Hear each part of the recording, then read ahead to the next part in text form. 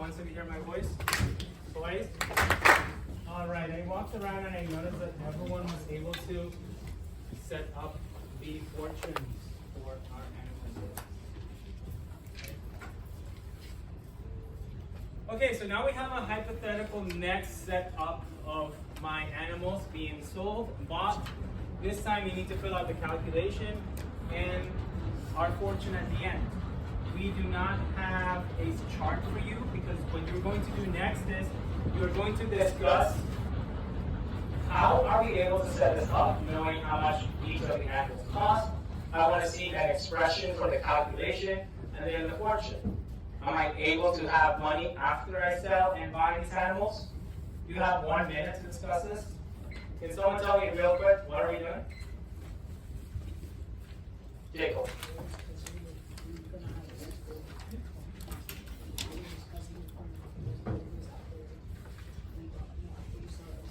Leftovers, or what's the word that we're using? Fortune, yes. All right. Thank you, Jacob. Go. I think they're going money because since we know how to measure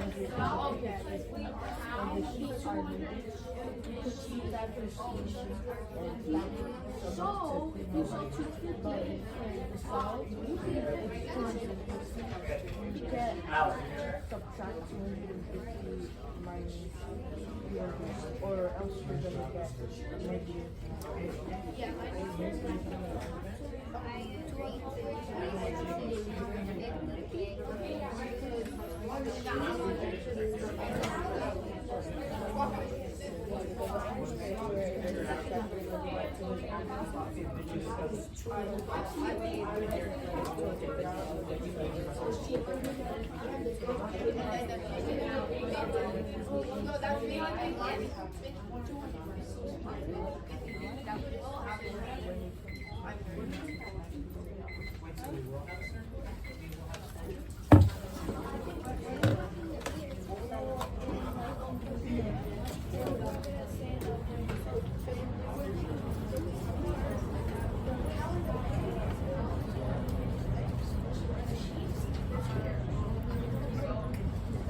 Once you hear my voice, twice. Thank you. I want to hear from Jacob to explain what he said to his pod about what's happening here. Go ahead. So what I think is that so what I think perspectively is that we're going in debt because instead of like either gaining money or losing, we're actually going in debt. So basically what I'm saying is that the cow and the pig only have 250 and the sheep are 300. So then my expression is what? 250 minus 300 and we have 50. Wait, no, 100. So I saw some folks that wrote this because they said this. And then they said, actually I have a fortune of 50.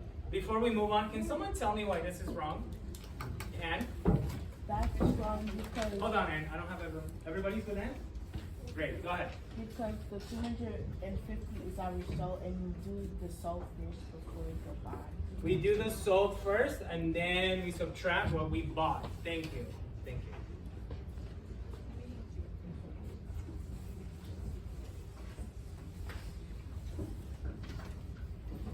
All right. So, I want you guys to look at these symbols. These symbols were used in with ancient Chinese merchants just to be able to identify if they were getting a surplus or if they were in deficit. Now, just a raise of hands, do you guys think these are a little complicated? Yeah. Right? And so with some people, we can see that it gets a little bit complicated when I'm using a bunch of different symbols to represent numbers and their place on the number line. And so ancient Indian merchants were using the negative sign that we're using today.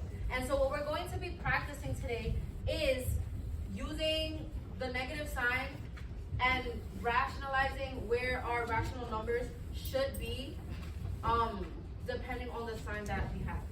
I want you guys to look at this up here. What is this? Has anyone ever seen this before? Right? It's a compass. We know north, south, east, and west. Now, in lesson 1, right, we were talking about elevation, right? We talked about sea level. Who can tell me that reference point of sea level? What number represents sea level? Cantonese? 0, right? We also learned about thermometers. And when we were talking about Celsius, we learned about the freezing point of water. And when we were talking about the freezing point of water, who remembers that? What was the freezing point of water, Jacob? You're talking about below freezing, but what is freezing? 0. 0 is freezing. And so when we are seeing